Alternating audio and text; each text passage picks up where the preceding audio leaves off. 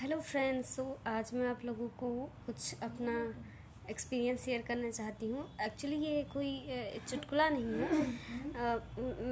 क्योंकि after a long time मैं मेरी सिस्टर के साथ रहने आई हूँ। पहले मैं गुड़गांव में रहती हूँ और गुड़गांव हरियाणा में रहती हूँ, और मेरी बहन दिल्ली में रहती है। तो अभी क्या हुआ कि उसका कोचिंग कंप्लीट हो गया, तो हम लोग सोचे कि हम एक साथ ही रहते हैं। वैसे भी दीदी को कोचिंग तो जाना है नहीं, अगर कभी उनको कोई एक्स्ट्रा क्लास वगैरह या फिर कोई टेस्ट वगैरह देना होगा तो वो यहाँ से मेरे पास से जा सकती हैं। तो अभी क्या हुआ कि मैं पहले पीजी में रहती थी, तो अभी हम लोग रूम ले लिए हैं तीनों लोग मिलके। तो क्या था कि मैं मेरी बड़ी वाली सिस्टर और मेरे से जो बड़ी हैं, हम लोग 5 बहनें हैं, तो मेरे से जो बड़ी हैं वो वाली सिस्टर, हम तीनों साथ रह रहे हैं। तो अभी क्या हुआ कि हम लोग रूम चेंज किए हैं, तो एक साथ मतलब आफ्टर अ लॉन्ग टाइम बाद हम लोग एक साथ हैं, और मतलब ऐसे बातें चल रही हैं। अब क्योंकि काफ़ी दिन बाद मिले तो कुछ ना कुछ बातें होती ही रहती हैं। तो मैं पूजा कर रही थी, तो मुझे याद आया कि मतलब बचपन में ये क्या होता था, बचपन में नहीं, हाँ बचपन में भी और बड़े होने के बाद भी। तो क्योंकि मैं एक पंडित फैमिली से बिलोंग करती हूँ, तो क्या था कि हमारे यहाँ जब नवरात्रि वगैरह, पूजा वगैरह तो डेली होता ही होता है, उसमें कोई वो नहीं है। लेकिन जब नवरात्रि वगैरह आता था तो उस टाइम हम सारे लोग थोड़ा ज़्यादा सीरियस होकर पूजा करते थे। मतलब एकदम बिल्कुल पंक्चुअलिटी के साथ पूजा करते थे कि हाँ इतने टाइम तक पूजा होना है, मीन्स होना है। तो क्या होता था कि हम 5 बहनें हैं और मेरा एक भाई है। तो पूजा तो हम लोग करते ही करते थे। तो मेरी जो बड़ी वाली सिस्टर है, उनका क्या रहता था कि उनका पूजा तो वो मन से करती ही करती थी, इसमें कोई दो राय नहीं रहती, लेकिन उनका पूरा कंसंट्रेशन प्रसाद के ऊपर रहता था, भगवान जी के प्रसाद के ऊपर। तो क्या होता कि जब आरती हो जाती तो क्या, जब सब लोग क्षमा याचना करते हैं तो सब सर झुका के क्षमा याचना करते। उतने टाइम में वो क्या करती थी कि भगवान के पास जितना काजू बादाम चढ़ाया रहता था वो सारा निकाल के पहले से ही अलग रख लेती थी, और बाद में जब प्रसाद बांटा जाता है, सबको वितरण किया जाता है, तो पहले से ही बोलती मुझे प्रसाद मिल गया, कोई बात नहीं करके, क्योंकि वो ऑलरेडी पहले से ही काजू बादाम निकाल के रख लेती थी। हाँ, तो उनका ये था।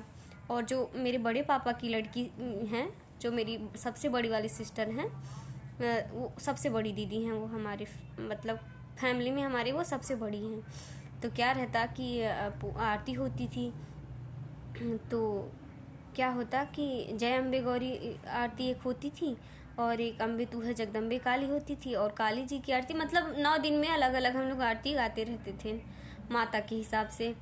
तो क्या होता कि बड़ी वाली सिस्टर जो मेरी थी, तो वो क्या करती, उनको पता रहता जब अम्बे तू है जगदम्बे काली होता तो बड़ी आराम से आरती उरती करके आज आरती का थाल सबसे पहले ही ले लेती थी। लेकिन जब वहीं काली जी की आरती आती थी तो उनका क्या रहता कि काली जी की आरती तो देखते ही 2 मिनट ऐसे घुमा के फिर क्या करती थी, मेरी छोटी वाली सिस्टर जो है उनको दे देती थी। अब क्या था कि पहले मतलब मेरा घर थोड़ा छोटा है, बड़ा तो नहीं है मेरा घर। तो हम लोग क्या करते थे कि रैक के नीचे जो है भगवान का मंदिर बना के रखते थे, रैक के पास, तो वहाँ झुक के पूजा करना पड़ता था। तो अभी क्या होता था कि काली जी की आरती तो काफ़ी लंबी रहती है, संतन की सेवा सुन मेरी देवा। तो क्या होता कि छोटी वाली सिस्टर थोड़ी मतलब उनको जब मिल जाता तो वो तो मतलब पूरे भक्ति में लीन रहती थी, आरती करती रहती। जब काली जी की आरती करके उठती तो कहती अरे बाप रे, मेरा तो कमर दर्द करने लगा है। हाँ, एकदम टेढ़ी हो जाती थी, भगवान मेरा तो कमर दर्द करने लगा। और सेम ऐसे ही मेरी जो बड़े पापा की लड़की हैं, बड़ी वाली दीदी, उनका क्या रहता कि वो गाती बहुत बहुत मतलब बहुत श्रद्धा के साथ पूजा करती थी। तो क्या हुआ एक दिन कि हम लोग ऐसे ही आरती कर रहे थे, उस टाइम कोई शंख बजाने वाला नहीं था। वैसे हम लोग शंख बजा देते हैं, लेकिन उस टाइम ऐसी कंडीशन हुई कि कोई शंख बजाने वाला नहीं था। घंटी तो बज रहा था लेकिन शंख बजाने वाला कोई नहीं था। तो क्या हुआ कि आरती होने लगी, जय अम्बे गौरी आरती हो गई, अम्बे तू है जगदम्बे काली आरती होने लगी। तो वो क्या गा रही हैं कि नहीं मांगते धन और दौलत, बीच में आता है, आरती के बीच में आता है, नहीं मांगते धन और दौलत, ना चांदी ना सोना, हम तो मांगे तेरे चरण में एक छोटा सा कोना। तो वो क्या गाती, नहीं मांगते धन और दौलत, ना चांदी ना सोना, हम तो फोड़े तेरे चरण में एक छोटा सा गोला। तो उस टाइम पापा बैठे हुए थे तो उन्होंने सुन लिया।